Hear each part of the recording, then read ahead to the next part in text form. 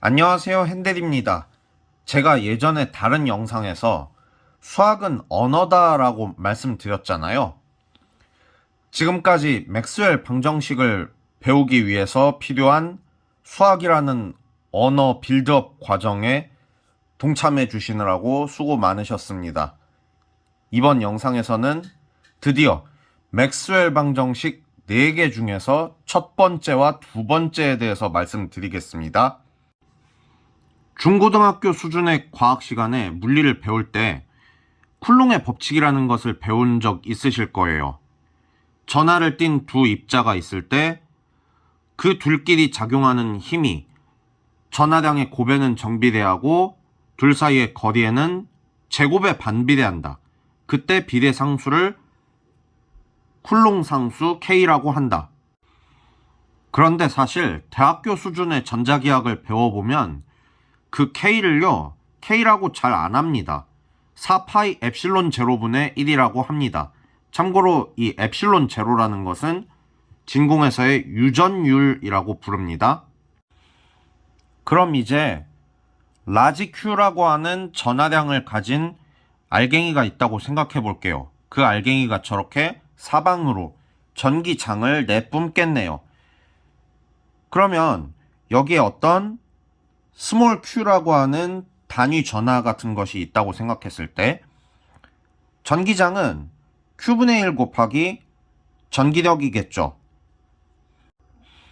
그런데 우리가 이렇게 전기력 F를 알고 있기 때문에 전기장을 4파이 엡실론 제로분의 1이 들어간 이 식을 이용해서 표시할 수 있겠네요. 참고로 이것은 방향을 뜻하는 단위 벡터라고 생각하시면 되세요. 그럼 이제 우리가 무엇을 할 것인가? 라지 Q가 내뿜는 전기장이 이렇게 생겼다는 것을 아니까 그 전기장을 라지 Q 주변을 둘러싼 채로 면적분할 것입니다.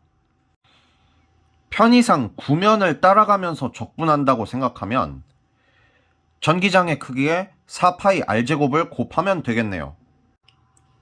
따라서 우리는 이런 결과를 얻게 됩니다. 이것이 말하자면 쿨롱의 법칙을 일반화한 가우스 법칙이라고 보시면 되십니다. 이것이 바로 맥스웰 방정식의 첫 번째 방정식입니다. 그것도 적분 형태죠. 그런데 우리는 가우스 정리를 알고 있으니까 식의 좌변을 이렇게 바꿀 수 있잖아요. 그리고 중고등학교 과학 시간에 밀도가 부피분의 질량이라는 거 많이 배웠잖아요. 그것을 이용해서 생각해보면 식의 우변은 전하 밀도를 이렇게 부피로 3중 적분한 것이라고 생각할 수 있습니다. 그렇다는 것은 이 둘이 서로 같다는 거잖아요. 따라서 우리는 맥스웰 방정식의 첫 번째, 전기장에 대한 가우스 법칙의 미분 형태를 얻게 됩니다. 그런데 우리가 초등학교 과학 시간에 배웠든지 아니면 책에서 읽었든지 그것도 아니면 그냥 주워들어서 상식적으로 알고 있든지 막대자석을 반으로 분지르면 N극, S극이 분리되는 것이 아니라 이렇게 새로운 막대자석 2개가 생겨난다고 알고 있잖아요. 방금 한 이야기를 장을 이용해서 생각한다면 N극에서 자기장이 나간 만큼 S극으로 자기장이 들어온다는 뜻이잖아요. 그렇다면 자기장을 구면에 대해서 면적분하면 0이 되겠군요. 이것이 바로 매그네틱 모노폴, 자기 홀극이 없다고 하는 맥스웰 방정식 두 번째의 적분 형태입니다.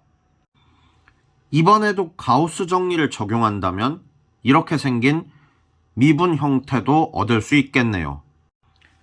정리하자면 우리는 초등학교, 중학교, 고등학교 수준의 과학 시간에 배웠던 내용들을 바탕으로 맥스웰 방정식의 첫 번째 형태와 두 번째 형태, 다시 말해 전기장에 대한 가우스 법칙과 자기장에 대한 가우스 법칙을 쉽게 얻어냈습니다. 이렇게 맥스웰 방정식은 수학이라는 언어만 제대로 알고 있어도 방정식 자체가 그렇게 어렵지는 않습니다. 지금까지 핸델물리 영상을 시청해 주셔서 대단히 감사합니다.